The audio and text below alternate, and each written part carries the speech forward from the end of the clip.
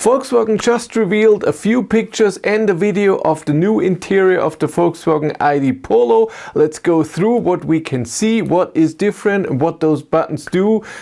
Amazing. This video is brought to you by a better route planner, the route planner for EVs. Hundreds of cars are supported. Choose your configuration, plan your route with the charging network that you want to prefer or charging networks that you want to avoid. If you're a premium member, you can use real-time weather forecast and traffic information, and you can also use a better route planner in your car with Android Auto or Apple CarPlay. Use the link in the description to support the channel and use a Better Route Planner Premium for 30 days for free. If you like this video, it would be nice if you show it also and maybe subscribe to the channel as well so you don't miss a new one. So the Volkswagen ID.2 was presented a few months ago and then it was renamed to the ID Polo, and now we have more information. We have information about the battery, the motors. I made an extra video about it. It will have its world premiere in April of 2026 and then it can be pre-ordered. Deliveries should start then. We'll see, September, October, something like this. It will be very amazing and I want the car. I'm very excited. This is a new era for Volkswagen and the car also sounds very, very exciting. We have a new travel assist with the ID Polo that not just steers itself and everything. We also get stop sign recognition and a light where you have to stop if it's red or green, and then it goes on, which is cool. And it will have new Android Automotive in the skin, which is great.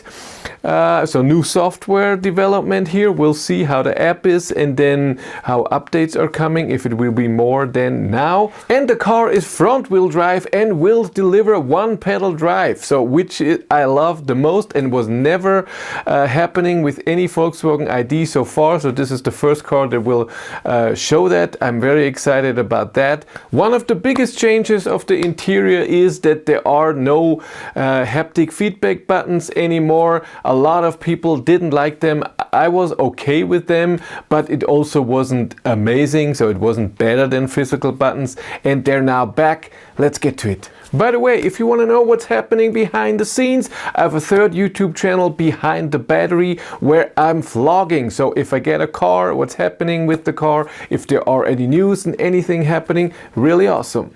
And here we are, and what we see right away is that the materials look totally different. That's a nice fabric, and they say this is all stuff from recycled material, which is very cool, and you can see it here in the middle part on the seats and also here on the side and here in the front. Looks really, really nice. And when we get to the next picture, we can zoom a bit in and we can go through a few things. Number one, what I see up here is the speaker here in the front. Then we see the ID light, which now also goes into the door as well. ID light was always just in the windshield, now into the doors, like in Audi A6 and Q6. And when we get to the door, we see now we have 4 openings for the windows. Right now in every Volkswagen ID you only have 2, and if you want to adjust the rear ones you have to press an extra button or press it long for all the windows to control them. But now we have 4. We have our lock the windows, we have a mirror control, we have lock, unlock the car, and here, what we see here is the opening for the door. It's not in the door sideways, it's with this that you pull up, and you can see it on the right side as well, not right now. And then the next thing is the light control, which has changed, and there's a different picture. Where is it? Here. Right now in the light control you also have the defrosting of the front and the rear. This is gone. This is now in the infotainment system and the climate, I guess. And here is really just light. The mode, the audio and auto or light on, rear fog lights and front fog lights, and that's it. So this is all set. Then we get to the things that stayed the same, and this is the gear selector. This is exactly the same gear selector that I have in my ID.7 and is now in every new ID with the new hardware since software 4.0. And on the left we have our wiper control with just 2 sensitivity modes for the wipers. We have wiping ones with the button on the side and indicator and high beams and everything. But on the steering wheel you see the buttons that we have right now, but now real buttons. So nothing can be swiped or anything that you can do now. So it's a real button for plus, minus, volume. Here, next song, previous song. Even the positioning is the same as it is right now. Here we have our cruise control with modes. Is it travel assist, so steering assist, or just cruise control, or the speed limiter. We can cancel, we can set the distance. We press it more often to change the different distance, or press it once and then plus, minus. And then we have set, which is now on top. It's not on the bottom, isn't it? And resume is on the side. Yeah, that it's not the exact same buttons. I was wrong. Forget what I said. And of course the horn in the middle. And then on the right we have our next previous song. We have up, down, left, right, because this will change most likely the cockpit. And with up and down you go from the cockpit adjustment to the head-up display as it does now. Or maybe you can do some settings. We'll see. We have view where you can, right now it will shows the speed assist system and your navigation or trip data, and with view everything is gone except for the speed, and we'll see what it does here. We have our voice command and our steering wheel heater.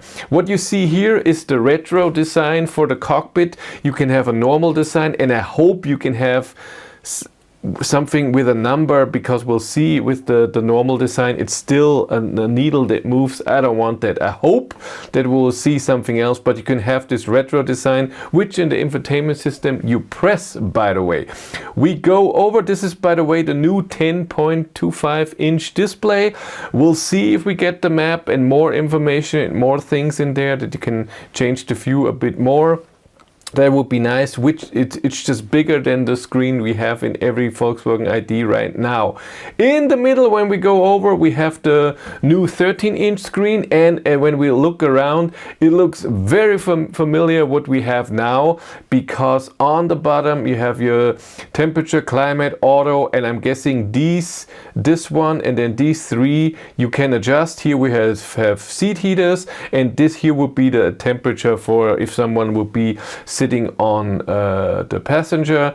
We have charging, we have driving data, we have music, we have map, we have up here all of our apps, vehicle menu, park assist, so parking assist, we have media, navigation, we have the same line that we have now for the favorites. We have an outside temperature that's also there. We have notifications, your internet connection, and your time. So it's very, very familiar. And when we go through the pictures, when we see the apps, it also looks like that. But underneath the screen, we see something that isn't in the other cars. We have real buttons, and this is all for the climate.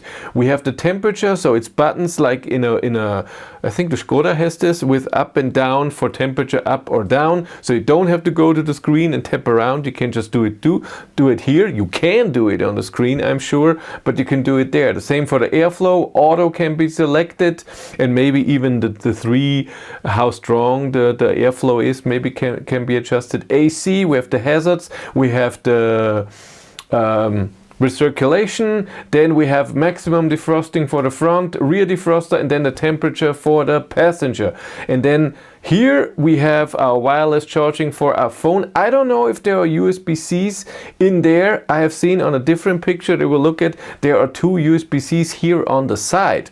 So we'll see.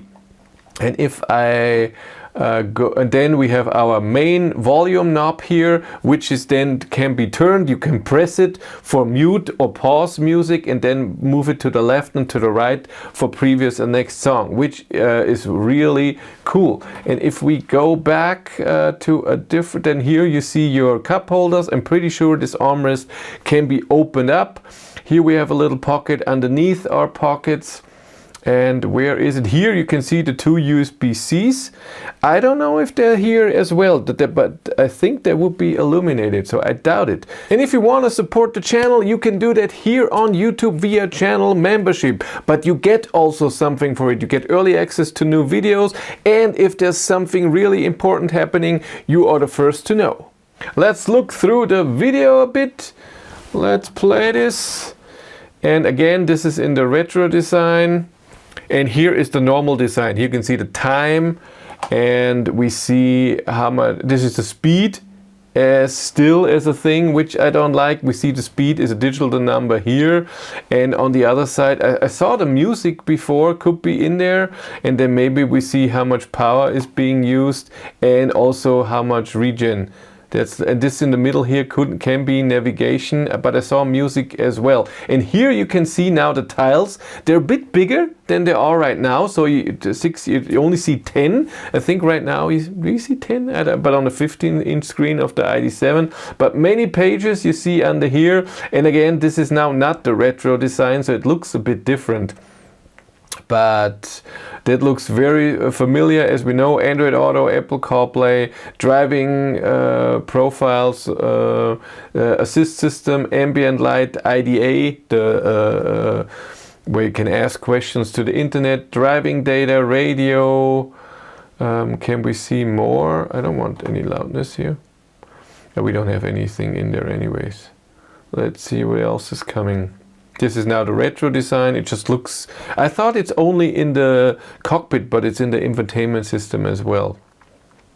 Interesting. But it shows the same stuff, just in different design, just the skin. And up here we see the normal lights we always had with the button to turn all lights on, also the ones in the back. And here I see the button for the panoramic roof. So it has a panoramic roof. I doubt that it will get the ID7 one with see-through or not see-through. They would be a bit expensive for an ID Polo, but you can have a panoramic roof, which is cool. The gear selector, like I said, buttons, still retro design. We see state of charge, range, the time. Do we see date? I didn't see. I think so. December 15th. It wasn't long ago when they filmed this. And here the other design, not the retro design. And you can see the seats are very ID7-like. I hope they feel like the ID7. I'm sure it doesn't have the same comfort and doesn't have seat ventilation and not the massage function, the same one. But you can have massage in the ID Polo. Then I have a lot of very close-ups here. And here you can see the design of the cockpit when it's not in retro a bit better. The bottom looks exactly the same. This looks more modern. The media, I can see that I can see 4 different things at the same time. And then here, like I said, speed. Then here the green arrow will be either the speed that it recognizes you are allowed to drive, or what you set on your cruise control. And here we see if cruise control is enabled, state of charge, your range. Here you have a navigation, and then how much power you're using, how much regen. And in the middle, the speed, and up here you would see the driving profile. Right now this should be comfort. And the 90 kilometers? What is the 90 kilometers here? Is it how far to your destination? Or is it your trip data? Oh, look at the seats, they look good. The form and the headrest is very ID7-like. Let's hope that is like that. That would be very, very nice. I like that. I like those seats. So I like the interior a lot. I'm very excited. The real buttons, the new screens, the new design, the knob for the volume, that's awesome. The seats that look like ID7 seats, which is great. All 4 window opening. I know that's nothing special, but for ID this is special. It looks very nice, and I can't wait for the one-pedal drive. I'm not the biggest fan of front-wheel drive, so we'll see how it will be with acceleration and stuff like this. Will the wheels spin and stuff like this and feel a bit weird, torque steer and stuff like this, which I'm not amazingly happy about, but I love the one-pedal drive. That will be great. But that's it for me. Thank you very much for watching. Have a great day and take care. Bye.